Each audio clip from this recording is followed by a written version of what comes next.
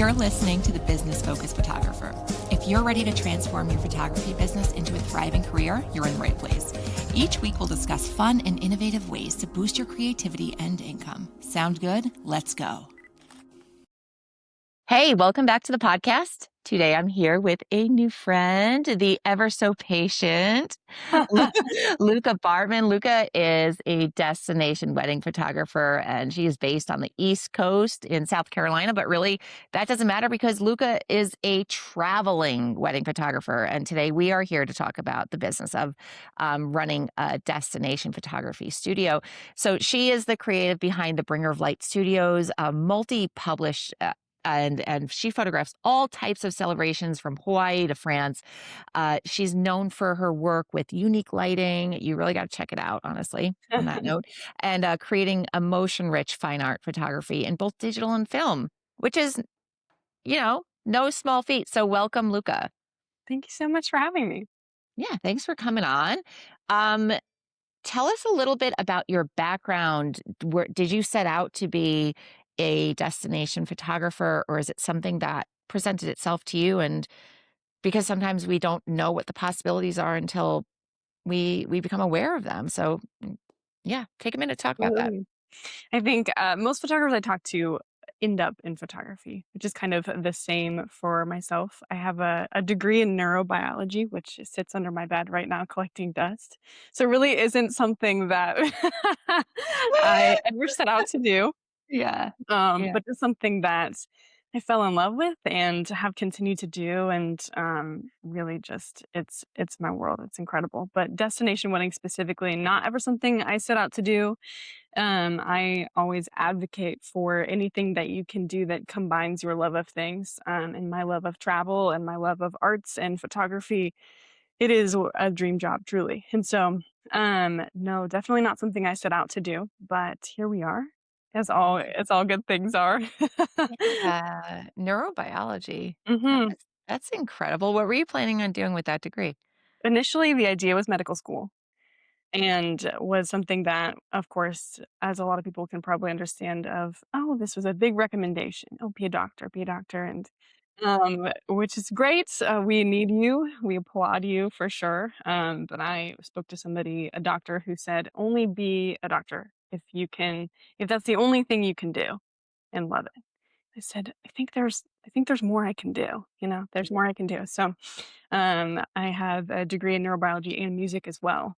And so the arts has always been just a deep love of mine, raised by artists, and just kind of, it's very understandable to people who know me well that, of course, I ended up in the arts, and happy to be here. Amazing. Okay, which instrument? Oboe. So did you have a performance degree? Yes, I have a performance degree in oboe, which is also fairly unused. I consider myself retired, but it's Yeah, but its music is useful. never not, it's never not there in you. And my husband has a performance degree in percussion.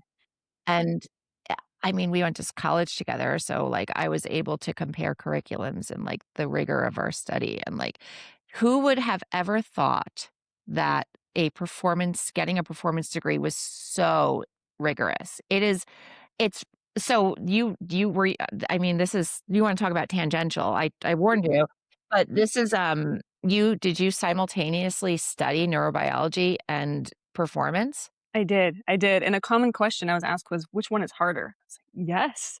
That's a very hard question because they're both, of course, such hard disciplines in their own right, um, but they're completely just not comparable at all in terms of what the curriculums look like. So, yes No. is the answer to them being most both difficult and doing it simultaneously. Yeah, the neurobiology degree probably didn't have you in, like, a tiny practice room at all hours, like, alone by just, like, trying to get something down Yeah, pat with recitals and all that stuff you to know that well for sure. Yeah, oh, yeah. I'm still, like, blown away by those programs. I can't believe you did both. Yeah, Bravo.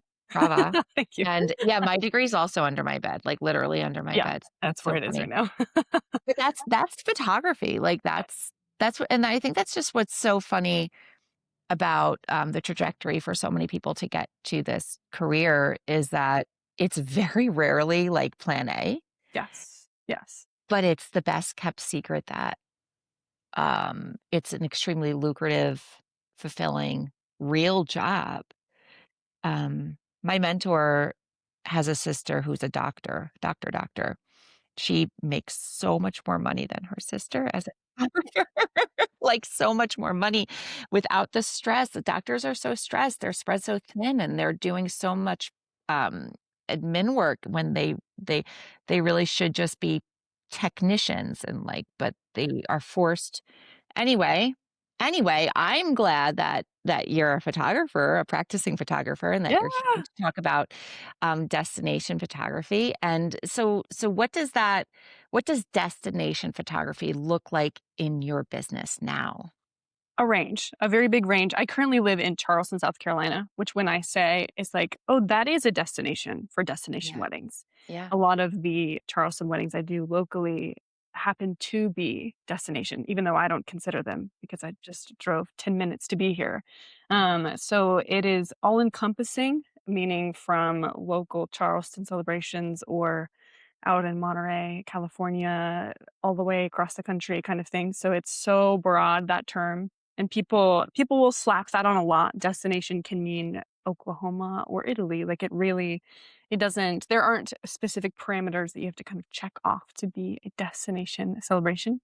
I do think there is a lot of strategy to working specifically in destinations, because it is a little bit of another world logistically to kind of pull these things off, learning how to fly with cameras or get your film checked by hand at TSA or knowing kind of visa requirements for international celebrations. And there is kind of another level and layer of preparation that is involved in these, especially when traveling. And of course, the clients have a emphasis on, hey, what if something happens? You live 2,000 miles away, you know?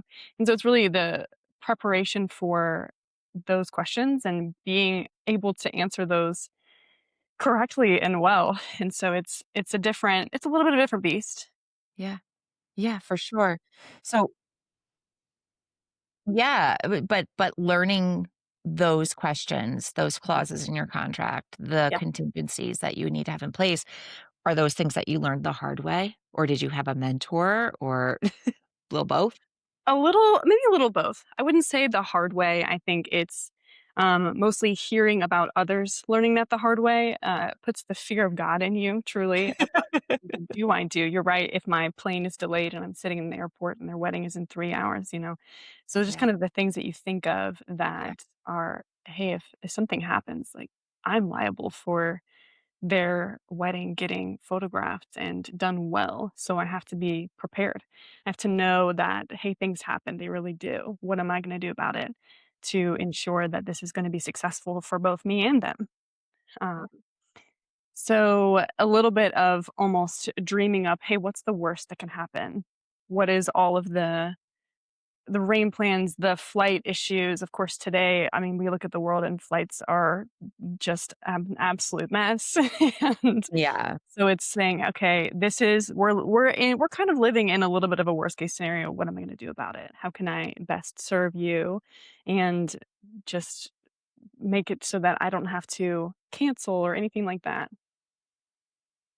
Yeah, and we will circle back to that, because I do wanna explore, like, what does go into that, but, what percentage of your work is destination versus local, even if the brides are from out of town?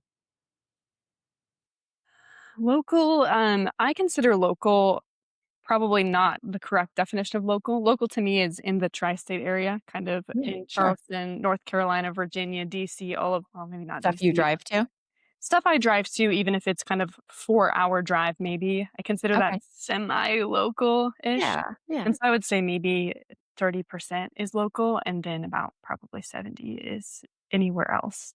No But kidding. yeah, so a large majority is just kind of mostly national, not too many international. Those are take a little bit more, you can't just sign up for those pretty easily. You have to be very, strategic with accepting international jobs, but a lot of just nationally destination. Now, you said early on that this was your way of combining or integrating what you already love into your work strategically to make it a career that you love. So were you always somebody who had a travel bug before becoming a photographer? A little bit, a little bit. I think it always seemed like, "Oh, that would be nice." As we always do, I tell my, partner all the time, I hate the word someday. It's like travel was something it felt like, "Oh, it was nice, but someday, someday."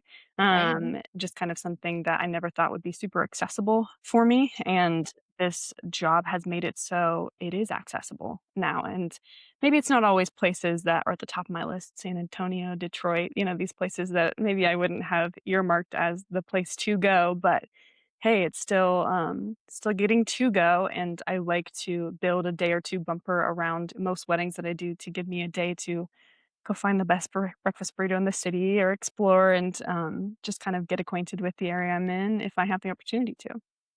Have you, well, you're, that's like semi-nomadic. You have a home base but if your 70% of your work is traveling, are you, so you're from North Mhm. Carolina? I am, And so have you always been somebody willing to like pack up and go and check out a new place and try a new place and take that sort of risk? for sure, for sure.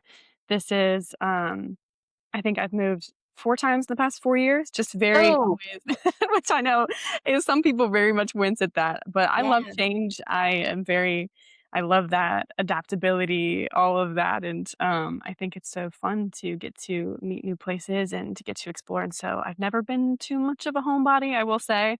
It is very, natural for me to want to go and change and explore, and of course, the title, destination wedding photographer, is a very sexy job title. It's very luxurious, and of course, it's the dream job, right? But it also, of course, has drawbacks like that. I tell people, like, we don't have dogs, we don't keep plants. It's like you have to have very um you can't be too rooted in this job if All you really right. want to travel to the level that um is high dollar. You have to kind of be willing to make those sacrifices of, hey, you're going to miss some things and your plants will die. But it will. It's great. It's really great. But there are, of course, drawbacks to being on the road so much. For sure. And yeah, absolutely. And does your partner have a job that allows them to kind of just go where you go if and when you decide to uproot? Uh, Ish. We're long distance right now. He's in Pittsburgh. So, that, like, fits so my this is lifestyle very totally well. in your whole life, the Yes. traveling. Yeah. Oh, wow. Oh, I feel like Charleston is like a no-brainer over Pittsburgh. Sorry. Yes and Sorry, no, yes and Russell. no. I think I love Pittsburgh. It's where I went to school, and it's Oh, okay. a city I'll always love truly, but, Okay. Yeah. yeah, it's so it is a little bit more of a toss-up for me. Yeah. Yeah. Oh, that's pretty cool. So when you decided that you wanted to do more destination work, did it start with, well, tell me how it started. How did you make it your job?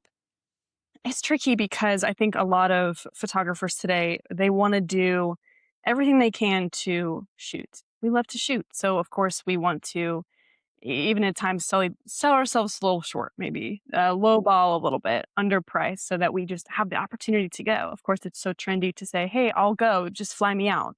I'll shoot your wedding for free if you pay for my travel." Or, "Hey, I'm doing $150 sessions because I just want to shoot," which is a tactic, not necessarily one that I would recommend. But that is the whole start of it, to a degree, is you have to prove you can in order to have clients that trust you to do it. So it does mean shooting in San Francisco when you don't live there, or shooting in Paris when you don't live there, kind of thing. And so you do have to have a destination portfolio in order to book destination clients. And sometimes at the beginning, that may mean, hey, I'm traveling out here on my own dime. I'm finding somebody, a friend, a newlywed couple that's willing to put their dress back on so I can take a couple pictures, so that I can just build my portfolio, which is a far more safe way to do that instead of out on a limb. Hey, I'll go. I will shoot your wedding. If you just Yeah. pay, if you buy me a plane ticket, I'll be there, which is a very high risk for both you and your clients, which is very, you have to be careful about that because, again, with things like visas and things like local legislation, and you may get your drone taken at TSA, you have to be so careful. And the lack of knowing how to kind of really execute travel as a photographer will can get you in a bit of a pickle. So it is finding ways to, hey, how can I build my destination portfolio when I don't have destination clients yet? I'm going to visit my family in Washington. Maybe I can find some clients there while I'm out there. So again, there is, of course, with building any business or strategy involved in really working to, hey, if this is my goal, here's how I'm going to achieve it. Yeah, absolutely. Okay, so how are people finding you? If you've photographed weddings in Hawaii, in Paris, and then just in different states all over the continental United States. How are people finding you? Are you targeting locations? Not quite yet. I've been blessed enough to have not had to run advertisements, at least not yet, um, to target those places. I could see myself someday potentially doing that. Initially, the way it started was completely accidental. Um, I love proposals. I do a ton of proposals a year. Aside from weddings, that's probably maybe what I do most of. And of course, Charleston, living here, people come here to propose all the time and coming from all sorts of places. Before living in Charleston, I lived in Southwest Florida near Fort Myers, Naples area, which is the same way. People would come visit, they'd propose. Oh my goodness, we really liked you. We liked your work. We liked the way you made us feel. Can we take you with us? Of course we can. Absolutely. And so that's how it started of couples coming in out of state, visiting in town to see Charleston, to see Naples, and they propose. And of course, we do our best to give our clients an amazing experience. And so that's always the goal with proposals, and leaving such a good impression that it's like, "Hey, we know you, we like you, we want you for our wedding. Amazing, let's do it. Oh, it's in Colorado. That's okay, let's do it."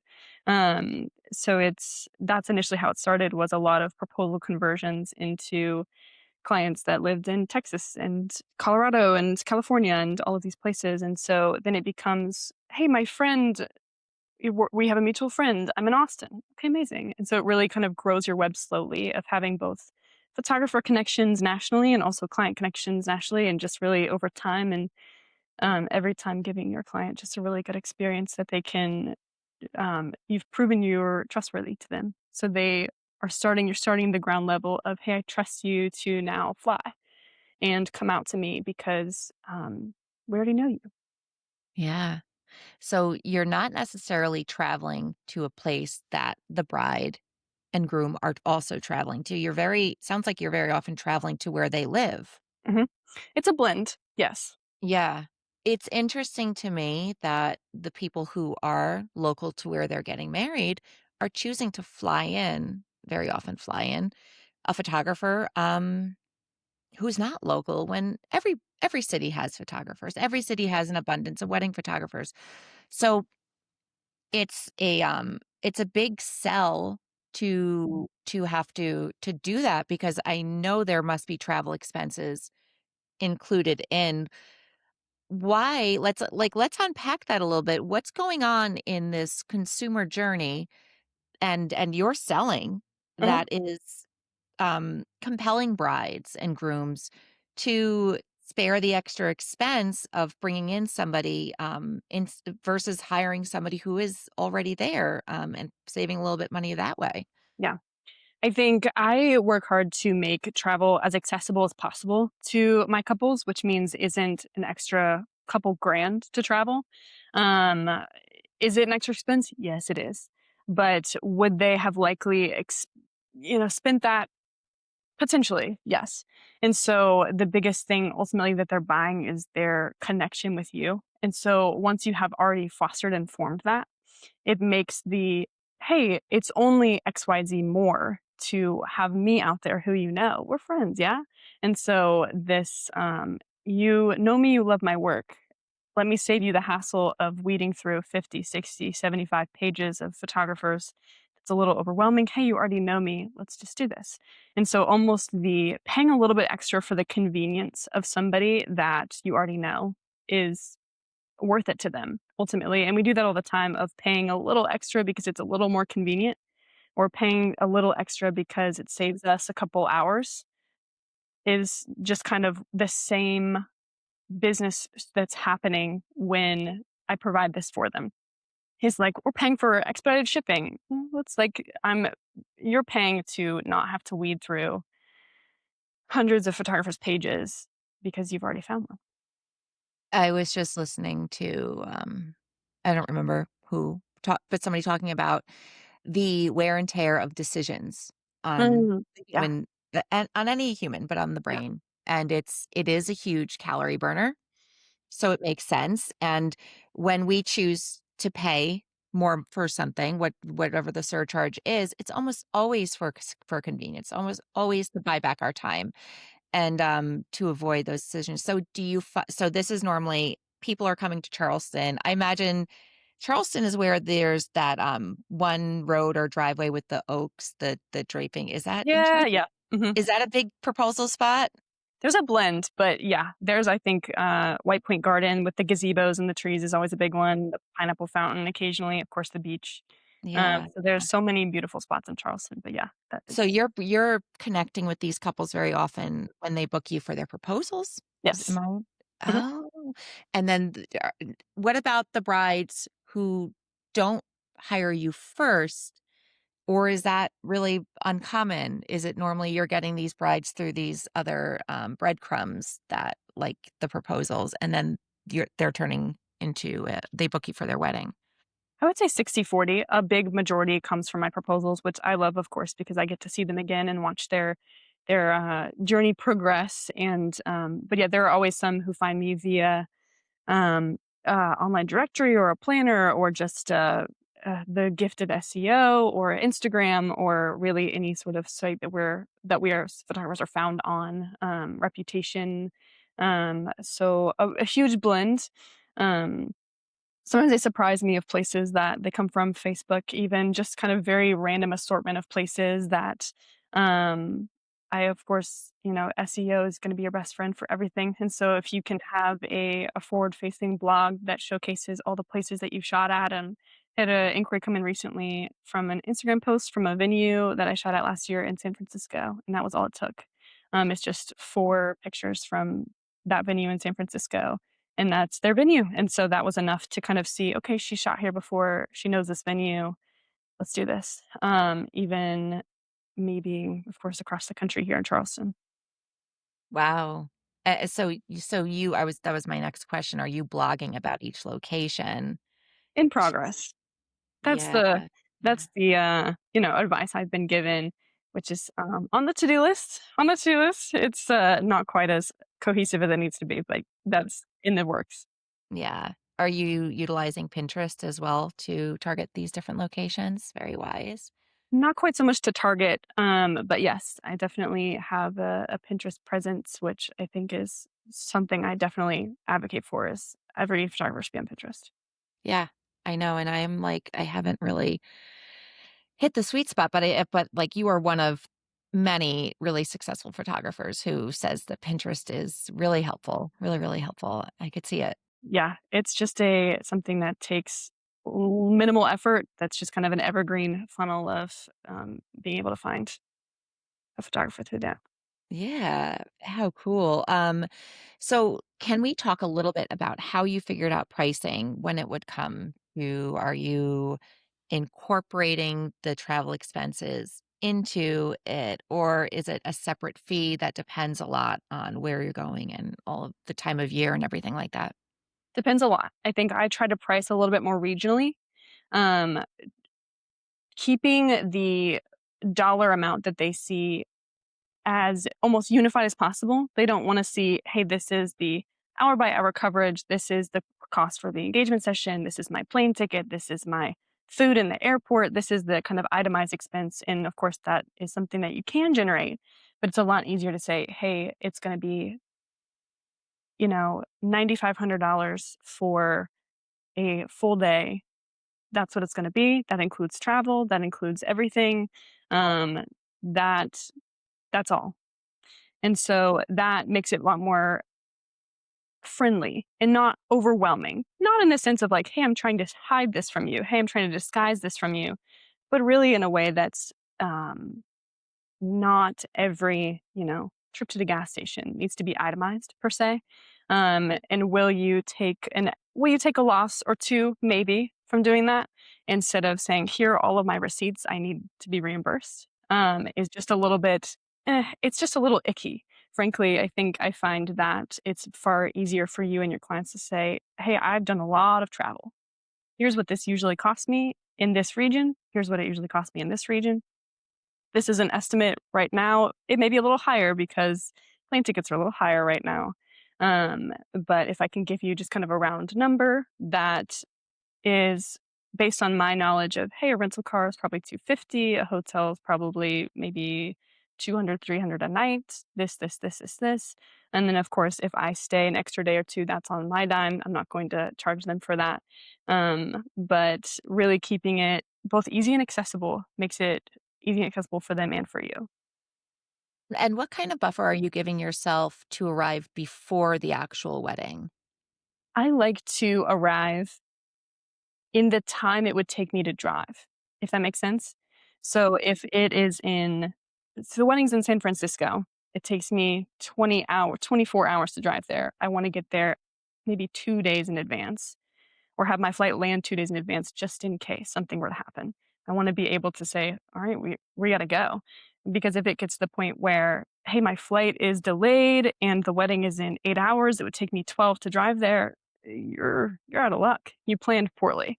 And so it's looking at that in a way of if I plan on arriving at 9 p.m. the day before a wedding that starts at noon the next day, this just doesn't feel wise. It doesn't feel like a good plan for both you and them to have such little margin. So sometimes it is arriving a little sooner than maybe it makes sense outside the box, just again, like in case something were to happen. We never, of course, that's so pessimistic, but I Well, find no, that it's proactive, honestly. You're being proactive. I like so, uh, yeah, I think I would do the same thing, and have you ever had to drive? mm-mm, no, No. no, Okay. knock on Yeah, everything. knock on something, right? Yeah. Are you the type of person that gets to the airport hours early, or do you arrive with just the time that you need? I'm notoriously bad about this. I get teased mercilessly for my poor airport behavior, but I, of course, have all the TSA pre-checks and all of that because I think I just fly so much, and so I will roll up like 20, 30 minutes before boarding to get in security line and just Oh my go. god. Yeah. I my friends tease me for the opposite. Oh, I'm yeah. hours early. It's an ADHD thing. I'm like, I've really poor conception of time, and as I've gotten older, I hate being late to things, so I Yeah, will be way I early, get that, like, I get that. early. Yeah. Yeah.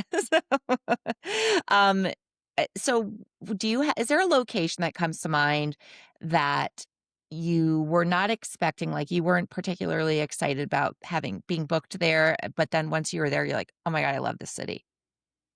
I love San Francisco. I will talk for days about San Francisco. It's one of my favorite places in the country for sure. I am will be in Oregon in June, which is just top of my bucket list. I think I'm just very excited about Oregon, and anytime I've been to Michigan has always surprised me.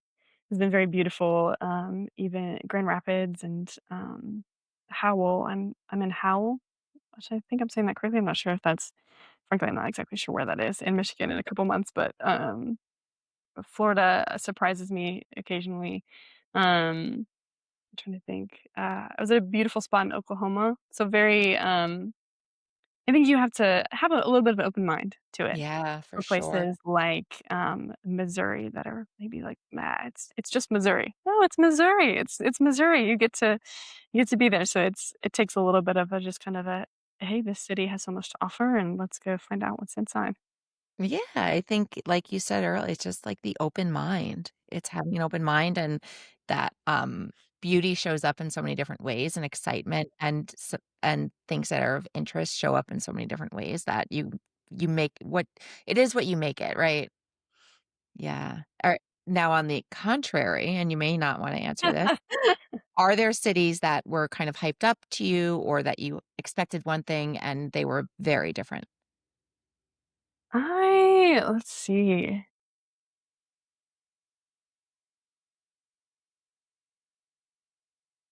That's a good question. I didn't really love LA, but I think you have to be an LA type to love LA. Trying to think. Panama City Beach. I didn't love Panama City Beach. Trying to think, but I think you sometimes do have to be that type of person to enjoy a city a little bit. Yeah, I like don't Vegas is necessarily one of have those cities where it's like you yes, you love it or you don't. Vegas, yeah, Vegas Yeah, is not one of my favorite places either. same. I'm not I my sister lived there for a long time and Oh, wow. I never got the appeal. It just didn't. We know what's funny about Vegas, um, is like, it's really consolidated into the Strip, the city itself. And when you look beyond it, it's like, what a crime that this beautiful landscape is Mhm. here Yeah, as well, and what we know is the neon lights and the gambling and the mafia and, like, because it really is the land itself, the things, like, that are around it are stunningly beautiful, and what you do there, I guess, or what it's known for is not. it's like a 5-mile radius, like, right in the middle, that's all. Yeah. Yeah, really yeah, I know, I think that's so funny about and I agree. I am and obviously, like, I'm on the East Coast, I'm in New York, I'm relatively close to New York City, I grew up very close to New York Oh, City, and I love New York City, but I think it's probably in the same family as LA where it's like, you love it or you hate it. you love it or hate it, and I don't know that you can love New York and LA. I don't know, maybe you can. They're very different, very different, Right? Yeah. Yeah. Different pain points for sure. very much so. Now, did you said early on, like, there wasn't a whole lot that you learned the hard way, but was there anything that you learned the hard way about being a destination photographer? I think maybe not destination per se. I think when I started out with weddings, I started very locally and was just as all photographers start is just kind of the excitement of, oh, I want to shoot, I want to shoot.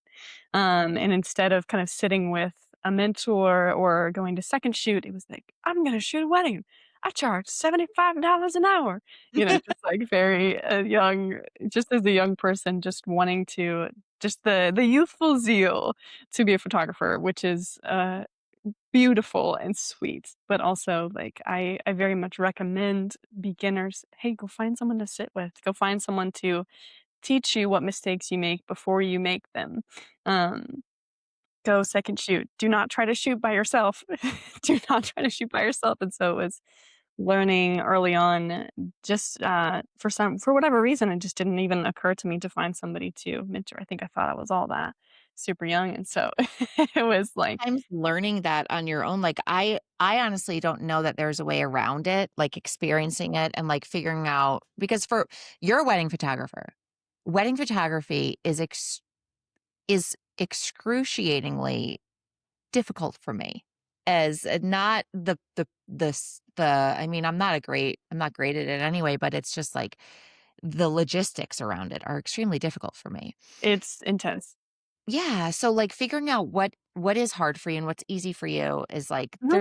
you can look around and see what other people are doing, but it's really hard to know without trying, Yeah, these things, absolutely. Absolutely.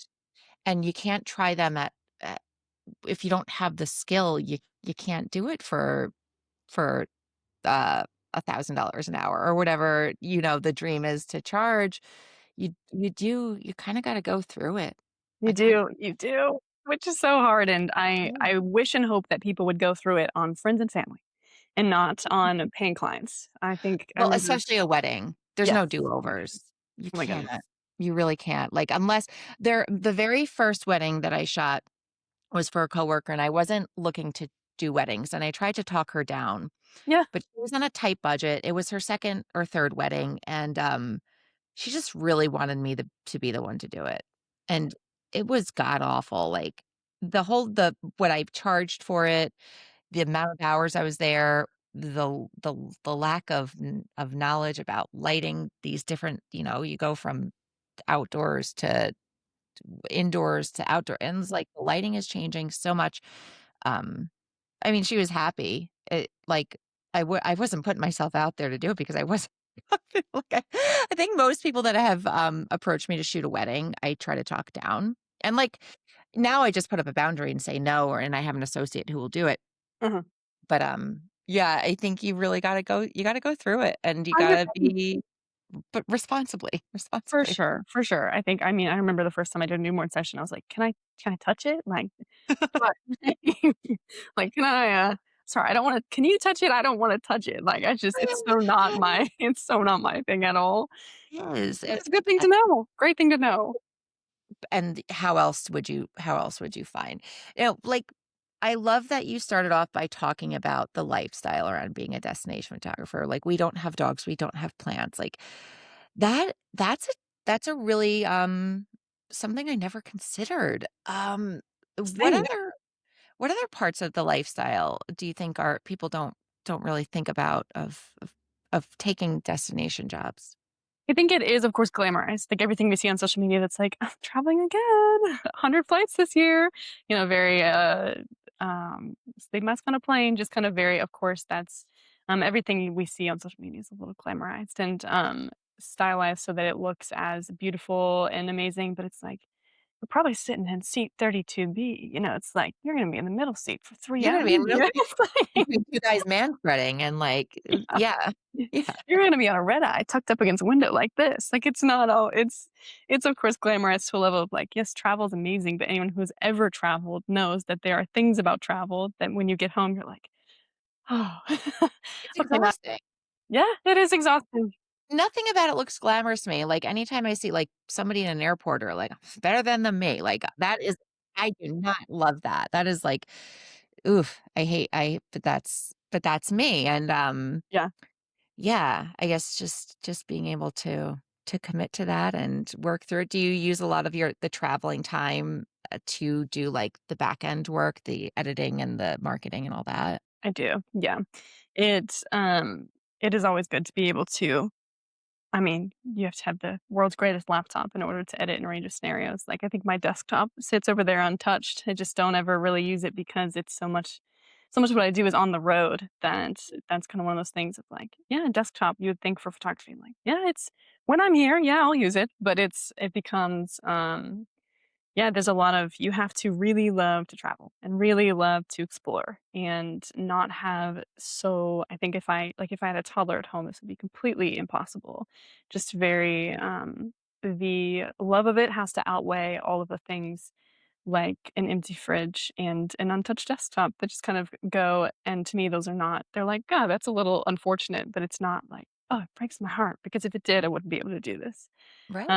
But for some, it's like, "Oh, that would be a deal breaker to not, have a home cooked meal in so long and all of this," and, so it really becomes like, "All right, this very glamorous lifestyle, this, like, very fun, amazing job," like, you do have to kind of think about it before you begin to market yourself as like, "Hey, I wanna be a destination wedding photographer. I want this as my world," and there are definitely a lot to consider before really diving in head on. Yeah. One of my friends is a destination family photographer. Most of the work that she does is all over, and she has quite a few children. Now within your circle of other destination photographers, are you finding that I don't think you've mentioned having children. I No, suspect it's you not. don't. Okay. Are you finding that is more common, or are you finding a mix of people who are parents or who do have things that ground them at home a little bit more? I find that it's a blend. I find it's so much easier to not have kids and do this job, Yeah. and So travel much easier to do things without children in general, just like period, that's the end everything. of the sentence, period. Um, Groceries, laundry, everything. it's possible, but it is also another, a risk factor, if you will. Things that would come up, "Hey, my kid is sick. Hey, this is happening," of there's more possibility for something to potentially happen last minute. Um, so I imagine it's slightly less accessible of something to embrace with of a bigger family or family at all, and so it's not something I see a ton. I think I see a lot of young people or, um, husband-wife teams with no kids, kind of things like that, are a lot more common I see to do destinations, but it's possible. Definitely is possible. It's just, more challenging. Yeah, more moving parts for sure. Husband, wife, traveling photography teams, like, with no children sounds really fun. Maybe Right? another life. Right? That's really fun. I'd love to do that. Okay, this has been a great and eye-opening conversation. How do you feel about, like, a little lightning round of questions now? That's it. All right, Luca. Okay. What do you have a dream destination bucket list that you would love to get booked for? Vienna. Vienna. Vienna. Yeah, Austria. Very cool. And is that from stemming in your classical music and that Probably, yeah. yeah, Place yeah, I've for always wanted to go is Vienna. yeah. So you have not been I've and you not wanna been. go. Mhm. Yeah. All right, you hear that? You hear that, my Austrian Come on. listeners? And, one place that you would turn down under any circumstance? Kansas. Sorry, Kansas. Sorry, Sorry, Kansas. Dorothy. Really? So why? Is it the tornadoes? Maybe tornadoes and maybe just, like, I can't think of anything I'm interested in Kansas. Truly, like, I know we just talked about, seeing the good in places, but I'm like, man, Kansas, besides the corn, like, what is in Kansas? This is so funny, and I hope that it, like, So triggers a sorry, bunch Kansas of listeners. yeah, I don't know what the word is for people who live in Kansas, but I bet I would I hope I hope that we get some insight on what there is in I Kansas would that love is to hear that, fulfilling yeah. it. Yeah, yeah. We are not ignorant East Coasters. We want to enlighten us, enlighten us, enlighten us. Okay. Carry on only, or do you check a bag? Carry on only. Yeah. Carry on Yeah, only. if you lose luggage once, Too afraid. it's too afraid, yeah. So you're a light packer? Light packer, um I have this fun thing where I like to thrift clothes. I like to buy clothes in the area that I am, so I can be like, "Oh, this is from Texas. This is from Paris. This is from all these places," which is super fun. But also, yeah, just afraid of losing anything. Of course, in my check bag is going to be probably super, fancy piece of camera equipment, which I can't even risk losing. So, check Yeah. bag. Yeah, I was on a flight, and I am of the same camp whenever possible, just, carry on only, and, they made me check it. I hate when they do that, it pisses me off so much, so they made me check it, and it was not there when I got so, like, they had No, to no. yeah, it was not lost completely, but I had to come home without it, and they had somebody had to drive it to me, and I was 2.5 hours from that airport, so I'm like, "Sorry for your luck, dude, don't lose my shit." Yeah. I always play the batteries card. "Oh, I'm a photographer. I have, like, a dozen lithium batteries in here. I'm so sorry, I can't take them out, so you can't check my bag." That's the card I I'm gonna almost always I'm gonna play. use that. Yeah. Yeah, and I'll Oh, just stick yeah. a random battery in to Yeah. back myself Yeah. up. Yeah, that's a great idea. Hilarious. So, um, do you like, you must be a minimalist to some extent as far as you are able to because you have to be light. You've moved so many times, you're traveling, you're getting up and going. Are you a gear minimalist as well? But you shoot film, so you can't be, right? Can't be. I wouldn't say so. I think I'm a lens minimalist. I like my 28 to 70 f2 and my 70 to 200 2.8. So That's you're a Canon shooter. my Canon shooter. Those are the lenses that I will live and die by, and usually the only lenses I use on a wedding day. And so I have, I think, a couple more wider ones and the macro lenses in my bag, but those I'm not a prime shooter. I don't switch 100 times, so it allows me to keep a little more minimal, even if the 28 to 70 is 1,000 pounds. Do you shoot on 2 bodies during the day then, so that you don't have to even take a lens off? Yeah. And what camera bodies are you using right now? My main is R5 and then R6 II, and then hoping to switch to the R5 II in the upcoming months. Is that new? Is it out? Yeah, the R5 Mark II, which I've heard great things about. So hopefully, once I, yeah, throw a bunch of money at it, I guess. I know, it's hard to justify, those upgrades, especially with mirrorless now because they live forever. Like there's no the shutter actuations aren't they don't have the impact that they did. In fact, my original mirrorless, I still have my first mirrorless and it has like 500,000 actuations on it, which is like it's Unheard of on starting it's the starting to show up, Okay. where it hasn't been my main body for a while, but I'm like, "Wow, this is the longest I've ever owned a s and, like, Yeah. utilized a single." Yeah, they are they are sturdy. Workhorse. Airbnb or hotel? Ooh, it depends on what city or state I'm in. Oregon, Mm, Airbnb.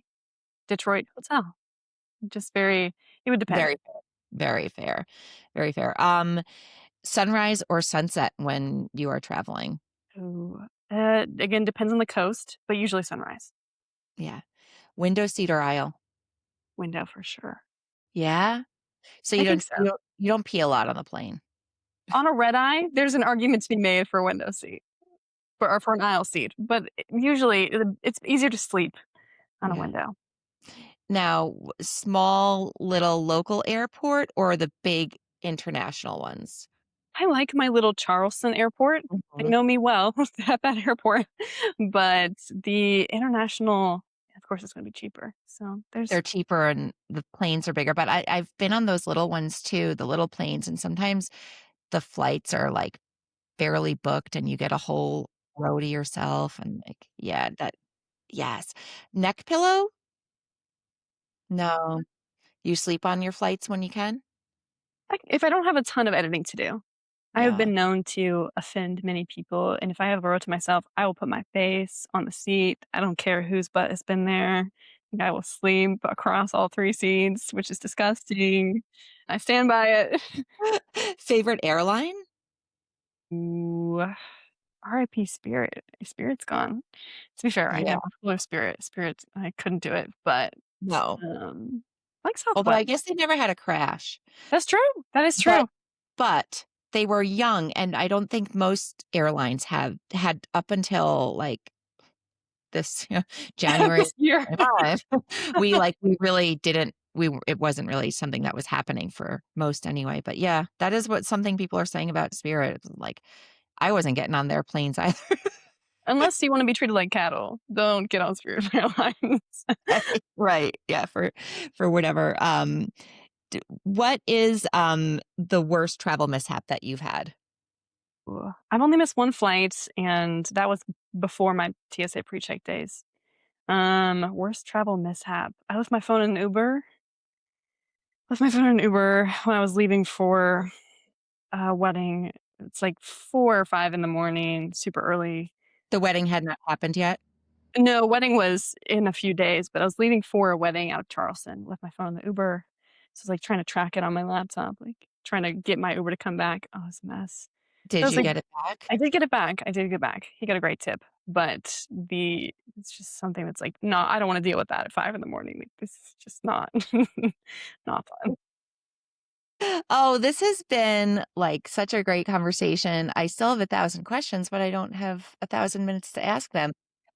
Where can people find you, talk to you, see your work, and get advice from you on becoming a travel photographer? Yeah, I think the easiest way to send me a message is Instagram, which is at Bringer of Light Studios. My website is bringeroflightphotography.com. You can peruse my work and send me an inquiry on there as well. I'm fairly accessible, so but I would say probably Instagram is the easiest way to send me a message. Yeah, I would encourage anybody to check out Luca's work. It's really beautiful, and, the business you've built is pretty incredible. So kudos on that, Luca. Thank you for your time. I really enjoyed talking to you. I hope that you have a great I'm assuming your busy season's right around the corner. It is. It Yeah. is. Well, best wishes on your busy season, and thank you so much for coming on. Yeah, thank you so much for having me. Bye. So until next time, keep shooting, keep creating, and keep building the business that supports your dreams. Have a fantastic week. And remember, in the business of photography, your creativity is your biggest asset.